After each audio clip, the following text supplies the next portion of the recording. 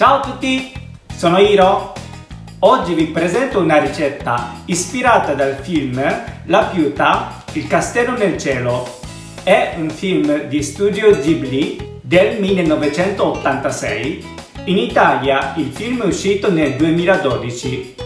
Si tratta di una storia di avventura. I protagonisti vanno a scoprire un castello che galleggia nel cielo. Nel film i personaggi viaggiano sul dirigibile verso il castello. La protagonista del film, la ragazzina Shita, prepara da mangiare nella cucina minuscola del dirigibile. Ho creato la ricetta di oggi ispirato da una scena mentre lei preparava un piatto nella cucina. A me sembrava del tipo goulash o spezzatino di carne. Oggi uso spezzatino di manzo e patate, carote e cipolla. Cuociamo a fuoco basso per delle ore. Poi la carne diventerà morbida che si scioglie in bocca. Siccome ci sono sempre belle scene di cibo nel film di Studio Ghibli, desideravo di mangiare sempre nella mia infanzia. Negli ultimi anni sui social si trovano tantissime ricette di cibo di Studio Ghibli riprodotte in modo realistico. Allora ci provo anch'io. La preparazione è molto semplice, con gli ingredienti che troverete ovunque. Siete pronti? Cominciamo a preparare!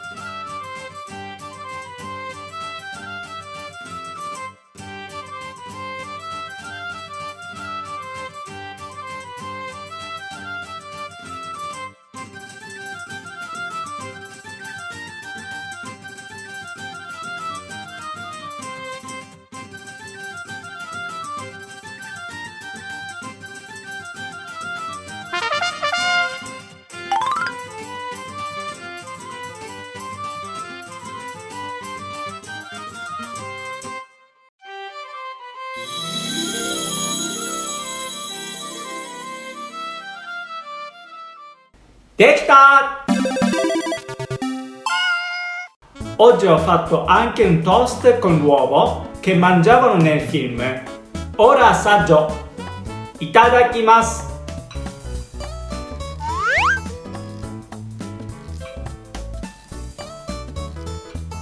La cottura lenta con birra e vino rosso, la carne diventa veramente morbida. Il sapore della carne e delle verdure ristretto nel brodo. Nel film, la ragazzina Sheeta ha preparato questo spezzatino di carne per i suoi compagni pirati del cielo. Forse erano così affamati che facevano bis e tris. Ce ne sono tante altre scene di cibo nel film, forse l'avete visto qualcosa anche voi.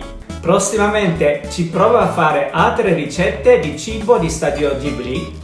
Provate la mia ricetta di spezzatino di carne di Sheeta. Se vi è piaciuto questo video mettete mi piace e iscrivetevi per altre ricette. Ci vediamo alla prossima! Battane!